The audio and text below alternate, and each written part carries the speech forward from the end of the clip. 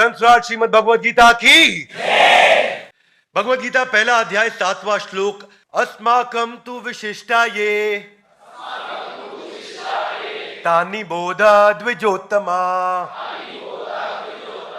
नायका मम सैन्यस्य संज्ञार्थम तान ब्रवीमिते। हे ब्राह्मण श्रेष्ठ, आपकी सूचना के लिए मैं अपनी सेना के उन नायकों के विषय में बताना चाहूंगा जो मेरी सेना को संचालित करने में विशेष रूप से निपुण है। और बेस्ट ऑफ ब्राह्मण, फॉर योर इंफॉर्मेशन, दुर्योधन बोल रहे हैं। ये कौन बोल रहे हैं? ओ ब्राह्मण, for best of your information, पहले बोल रहे हैं द्विजोत्तमा। द्विज मतलब ब्राह्मण, उत्तम मतलब सारे ब्राह्मणों में जो उत्तम है। किसको बोल रहे हैं ये? द्रोणाचार्य को। उनके गुरु हैं, उनके मेंटर हैं। और उनको क्या बोल रहे हैं? द्विजोत्तमा, तुम द्विज में उत्तम हो। द्विज मतलब ब्राह्मण, तुम ब्राह्मणों में उत्तम द्रोणाचार्य। लेकिन फिर भी बात किसकी सुनो? दुर्योधन की। मेरी बात सुनो, मैं दुर्योधन हूं, मुझे हल्के में ले रहे हो क्या? मेरी बात को सुनो, मैं क्या कह रहा हूं। नायकामम, ऐसे ऐसे नायक है मेरे पास। सैन्यस्य, ऐसे ऐसे सैनिक है मेरे पास। संज्ञार्थम, इसका संज्ञान ले लो। संज्ञार्थम, इसका संज्ञान ले लो। Take note of this please. किसको बोल रहे हैं? द्रोणाचार्य को। तो दुर्योधन का जो मेंटालिटी है वो सबसे बुद्धिमान व्यक्ति को भी बोलेंगे रुक के मेरी बात सुनो, मैं तुमसे ज्यादा बुद्धिमान हूं। क्या कहना चाहते हैं ये? कि ब्रवीमिते, मैं बोल रहा हूं इस समय। ध्यान दीजिए द्रोणाचार्य कि जो मेरी टीम है वो बड़ी पावरफुल है। और आपको बताना चाहता हूं आज अपनी टीम के बारे में।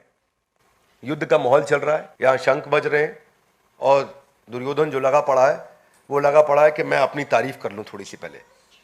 और ओवर कॉन्फिडेंट, एक बिलीफ है दुर्योधन में कि I have always been succeeded. एक स्ट्रॉन्ग डिजायर है हर चीज का क्रेडिट लेने का।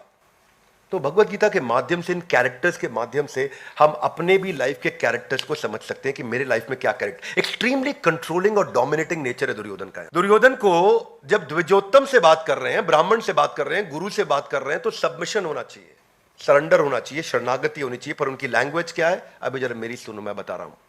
युद्ध से पहले unwilling to listen to others, non flexible in nature और कंट्रोलिंग नेचर सैक्रोसैंक्ट है दुर्योधन के लिए। अगर कंट्रोल किसी आदमी के हाथ से, दुर्योधन जैसे आदमी के हाथ से छीन लिया जाए तो उसको लगता है मैं अपाहिज हो गया, मैं समाप्त हो गया। मैं जैसे किसी व्यक्ति, बच्चे के माता पिता चले जाए ना, तो वैसा दुर्योधन जैसा व्यक्ति महसूस करता है कि अगर मेरे हाथ से पावर चली जाए। So his every communication and every style of communication is that I am in power and please listen to me.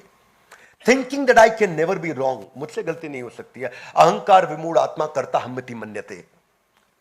So these are those people जो अपने मटेरियल पोजेशंस के बारे में ब्रैग करेंगे, बताएंगे।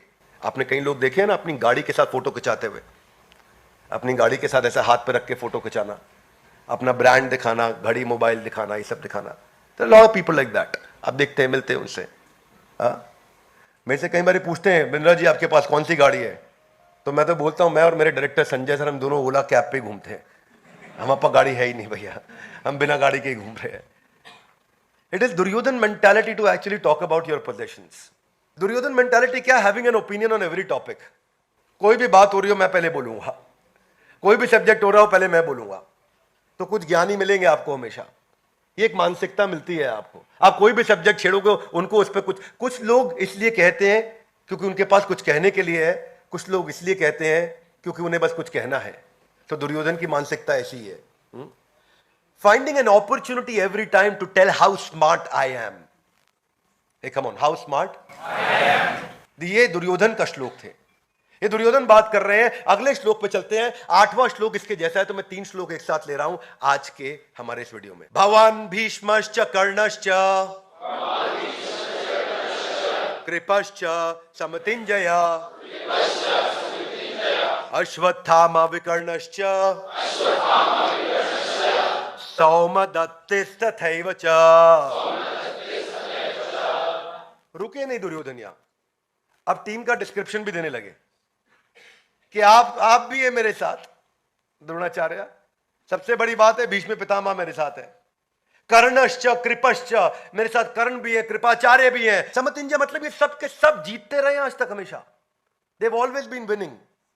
अश्वत्थामा विकर्णश्च सौमदत्ति, मेरे क्या टीम है मेरी भाई। There are personalities like yourself, Bhishma Pitama, Karna, Kripacharya, Ashwathama, Vikarna, son of Somadatta Bhurishava, who is always victorious in battle. Samatinjaya, ये हमेशा जीतते हैं भाई. ये come on, ये हमेशा जीतते हैं. पहले ही बताने जा रहा हूं, दुर्योधन नाम है मेरा, मैं जीतने वाला हूं इस युद्ध को, क्योंकि हमारी टीम ऐसी, हम हमेशा ही जीतते हैं. That is the mentality. और बता किसको रहे हैं? गुरु को बताते हैं कि गुरु से पूछते हैं? पूछते हैं. ये मेंटालिटी का फर्क है दुर्योधन की. ये गुरु को गाइड करेंगे, ये गुरु को गाइड करेंगे, गुरु को डायरेक्शन देंगे. मेरे तुम गुरु होगे, बात मेरी सुनोगे. तो टीम आपकी जीती है, हम मान गए. इसको बोलते हैं रीसेंसी बायस. क्या बोलते हैं? रिसेंटली आप जीते तो इसका मतलब फ्रीक्वेंटली आप जीतेंगे नहीं. इसका मतलब है सर्वाइवरशिप बायस. आप 2 बार 4 बार सर्वाइव कर गए, मतलब क्या आप हर बार सर्वाइव कर जाएंगे? नहीं. इसको बोलते हैं रीसेंट है तो इसका मतलब फ्रीक्वेंटली आप जीतेंगे नहीं. इसका मतलब है सर्वाइवरशिप बायस. आप 2 बार 4 बार सर्वाइव कर गए, मतलब क्या आप हर बार सर्वाइव कर जाएंगे? नहीं. इसको बोलते हैं रीसेंट इवेंट ट्रैप. रीसेंट एक इवेंट हुआ जिसमें आप जीते, आप उस ट्रैप में फंस गए, आपको लगा मैं हर बार जीतूंगा. इसको बोलते हैं विनिंग टू मच ट्रैप. ये ट्रैप है. जब आदमी 4 बार 8 बार जीतने लगता है तो उसको लगता है मैं हमेशा जीतूंगा. और कितने ऐसे एग्जाम्पल्स हैं देश दुनिया में. हाँ, पिछले चैप्टर में हमने आपको पहले अध्याय के पहले श्लोक में बताया था किसके बारे में? धृतराष्ट्र के बारे में बताया. क्या बोले धृतराष्ट्र के बारे में? क्या बताया वहां पे? हमने एनरॉन की कहानी सुनाई थी कि एनरॉन का एनरॉन हो गया. एनरॉन क्या था? एनरॉन $100 बिलियन की कंपनी 2001 अप्रैल के अंदर, और 2002 मार्च में 11वें महीने के अंदर 8 लाख करोड़ की कंपनी जीरो पे आ गई थी. अनडिफीटेबल एनरॉन खत्म हुआ था, जीरो पे आया था 8 लाख करोड़ से. तो कहावत बन गई कि तेरा एनरॉन हो गया. ये कहावत हो गई है. आज कोई अगर बड़ा आदमी जब हारता है तो उसको बोलते हैं इसका एनरॉन हो गया. क्या हो गया इसका? इसका एनरॉन हो गया. दुर्योधन को मालूम था कि एस्ट्रोलॉजर जाकर के मेरे पिता को बता के जा चुके कि तुम्हारी 100 के 100 पुत्र मारे जाएंगे. पर यहां प्रॉब्लम क्या है? पोलराइड. ये भी फिल्म कैमरा में आया था 1937 से 2001 तक. पोलराइड बहुत पावरफुल ऑर्गेनाइजेशन थी. ये इंस्टेंट फिल्म और कैमरास के अंदर दे वर लेजेंडरी ऑर्गेनाइजेशन, लेकिन वो एंटिसिपेट ही नहीं कर पाए इंपैक्ट डिजिटल कैमरा का क्या होने वाला है. और सक्सेस ट्रैप बोलते हैं इसको, परपेचुअल विनर बायस. परपेचुअल विनर थे ये पोलराइड. और ये नई टेरिटरी को एक्सप्लोर नहीं कर पाए. 2001 में बैंकरप्ट हो गए. क्यों बैंकरप्ट हो गए? Winning too much trap. जीत रहे थे बहुत. कोडैक और लंबा समय 1989 से 2011 कोडैक. मैंने केस स्टडी दिया था कोडैक पे, आप सबने देखा होगा. परपेचुअल विनर बायस. दुनिया की सबसे बड़ी film company, billions of dollars में थी 1980s में, अर्ली 80s के अंदर. Design, production, marketing, photographic equipments में कोडैक कोडैक था भाई. कोडैक मतलब कैमरा, कैमरा मतलब कोडैक. लेकिन क्या हुआ? अपॉर्चुनिटी पकड़ नहीं पाई टाइमली डिजिटल की. हेजिटेशन थी उनको इस ट्रांजिशन में. और समस्या ये थी, उनको लगा था कैनिबलाइज हो जाएगा, जो मेरी ताकत है वो खत्म हो जाएगी. मतलब क्या? कि भाई मैंने इतना पैसा लगा दिया, इतना पैसा लगा दिया फिल्म कैमरा में, अब अगर मैं डिजिटल में घुस जाऊंगा तो ये पैसा बेकार हो जाएगा, जो मेरी रीसेंट इन्वेस्टमेंट थी सब खत्म हो जाएगी. इस घबराहट के मारे वो इधर आया नहीं और सोचा कि मैं आंख बंद कर लूंगा तो सबकी आंख बंद हो जाएगी. कबूतर ऐसा करता है ना, मैं आंख बंद करता तो उसको लगता खतरा चला गया. ऐसे ही कोडैक ने किया, आंख बंद किया, खतरा चला गया. कारपेट के नीचे syndrome, that we discussed about Dhritarashtra last time. Imagine कैसे लोग गलती करते हैं बड़ी. परपेचुअल विनर बायस का एक और एग्जांपल है जेरोक्स. जेरोक्स अपने समय से बहुत आगे चल रहा था, बहुत आगे चल रहा था. पहला पीसी दुनिया का जेरोक्स लेकर के आया था, आपको अगर नई जानकारी हो तो. Way ahead of time. पर मैनेजमेंट को लगा डिजिटल एक्सपेंसिव होगा, हम जेरोक्स बना चुके हैं, फोटोकॉपियर चल रहा है, फोटोकॉपियर ही चलेगा. और वही मिस करते चले गए मैनेजमेंट. जेरोक्स ये समझ नहीं पाया कि मैं जेरोक्स को ना सेम टेक्नोलॉजी जो बना चुका था उससे कमाई हो रही थी. मोटे नोट आ रहे थे, they were making lot of money. They were making lot of money. इसको बोलते हैं परपेचुअल विनर बायस. तो वो चाहते थे इसी टेक्नोलॉजी पे पैसा बनाता रहूं, इसी टेक्नोलॉजी पे पैसा बनाता रहूं. इस टेक्नोलॉजी पे बन रहा है, जब बन रहा है तो बनाते रहो. और जब बन रहा था, बना रहे थे, तो वर्ल्ड वंड में फंसे थे और बाजू में नई टेक्नोलॉजीज बिल्ड हो रही थी. दुर्योधन ऐसे ही समझ ही नहीं पाए कि क्या नए अलायंसेस के साथ पांडव लोग आए हैं, क्या नई तैयारी के साथ पांडव लोग आए हैं. Duryodhan was playing his favourite, I am playing my favourite card. Duryodhan अपनी सेल्फ ग्लोरिफिकेशन में बिजी थे। वो अपने इस एरोगेंस ने उनकी लाइफ को रियून कर दिया। दुर्योधन की एक डीप रूटेड गॉडली कॉम्प्लेक्स उसके अंदर आ चुका था। एक बिलीफ था जो कि ड्रामेटिकली उसको महसूस कराता था, ओवर कॉन्फिडेंट फील कराता था। वो कांस्टेंट कंपैरिजन करता था बिना किसी कारण के आजू बाजू के लोगों के साथ कि मैं दुर्योधन हूं। अगला श्लोक, अन्य च बहवः शूरा मदर्थे त्यक्त्वा जीविता नाना शस्त्र प्रहरणा सर्वे युद्ध विशारदा। क्या कहते हैं? Also there are many heroic warriors. इन सब के अलावा और भी हैं। यहां रुके नहीं, पहले तो लिस्ट गिनाई भाई कौन कौन है अपनी टीम में, पर उसके बाद कह रहे इतना ही नहीं, अभी और भी है। हल्के में ले रहे हो मुझको। और ये लोग तो भाई के लिए जान दे देंगे। क्या कर देंगे? शूर, मतलब ऐसे शूरवीर है हमारे साथ में। मत अर्थे, हाथ आगे लाइए, मत अर्थे, मेरे अर्थ के लिए, यानी कि मेरे लिए, मेरे लिए मत अर्थे त्यक्त्वा जीविता, अपना जीवन त्यक्त्वा त्याग देंगे।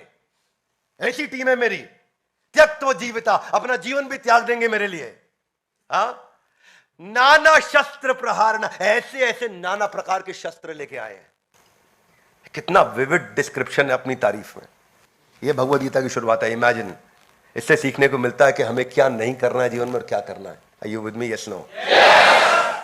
नाना शस्त्र प्रहारना, ऐसे ऐसे शस्त्र लेके आए हैं। सर्वे युद्ध विशारदा, अरे किसी भी प्रकार के युद्ध में लड़वा लो, ऐसे ट्रेंड है, गेम ओवर कर देंगे सामने वाले का। मतलब जो है, मैं इंक्रोचमेंट करूंगा पांडवों की जमीन पे, सारी पांडवों की जमीन हथिया लूंगा इस सोसाइटी के अंदर।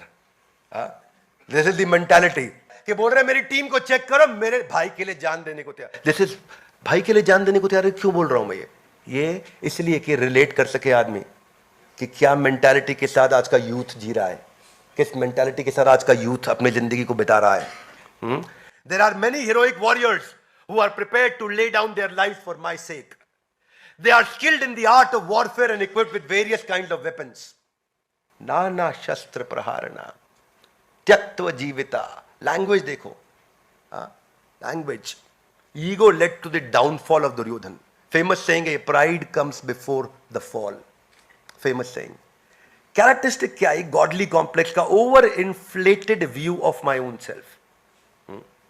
सा फूला हुआ व्यक्ति है. Exaggerated sense of self worth.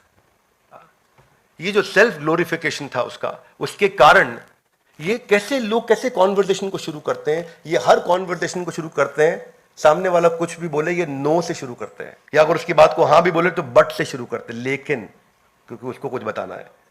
नहीं ऐसा नहीं, मैं बताऊंगा, तुमने जो बोला ठीक है लेकिन ऐसा है। they will refuse to change, they will refuse to adapt, they'll refuse to। ये वो एक्ट है, ये वो ऐसा बिहेव करेंगे कि सामने वाले उनसे डरे, रिस्पेक्ट नहीं करें, डरे। ये डर का माहौल बनाना चाहते हैं।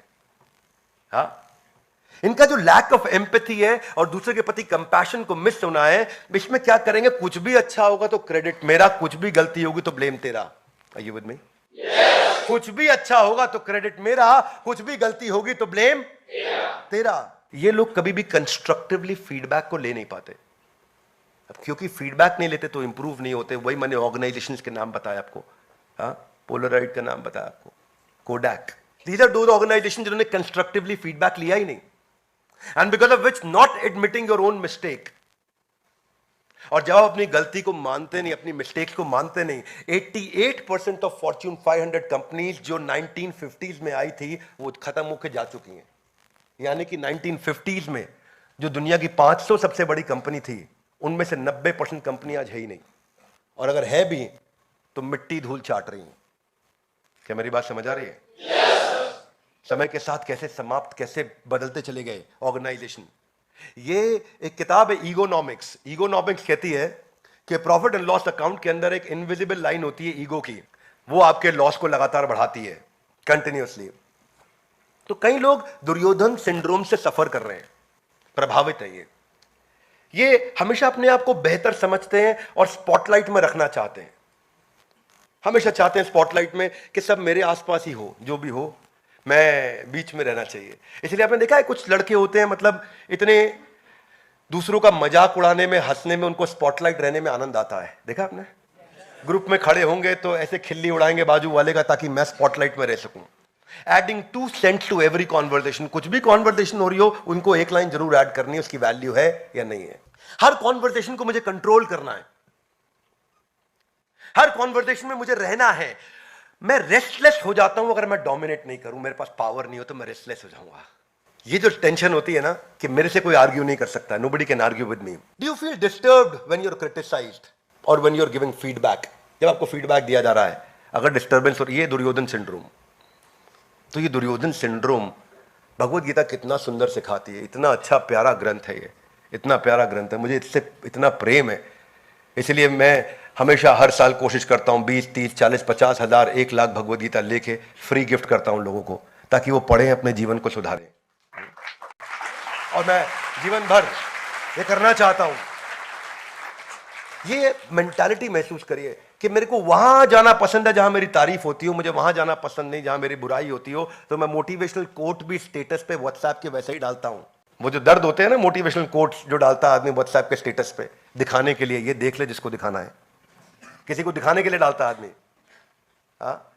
तो ये क्या आपकी सेवा करने की इच्छा है या सेवा करवाने की इच्छा है? क्या आपकी तारीफ करने की इच्छा है, तारीफ करवाने की इच्छा है? क्या आपकी दूसरों को आगे बढ़ाने की या दूसरे के द्वारा अपने आप को आगे बढ़ाए जाने की इच्छा है? इस इच्छा को इवैल्यूएट करने के लिए आज हम इस श्लोक पर चर्चा कर रहे हैं कि अपने आप को इवैल्यूएट करें। यहां दुर्योधन की बुराई करने के लिए नहीं बैठे, अपने अंदर दुर्योधन को पहचान करके उसको बाहर निकालने के लिए बैठे हैं। मेरी बात समझ आ रही है? ये नहीं कि हम यहां बैठ के सोचा है दुर्योधन तो वास्तव में बहुत बेकार था, आज का प्रोग्राम कैसा रहा, बढ़िया था, क्या सीखा, बस समझ आ गया, बड़ा घटिया आदमी था दुर्योधन।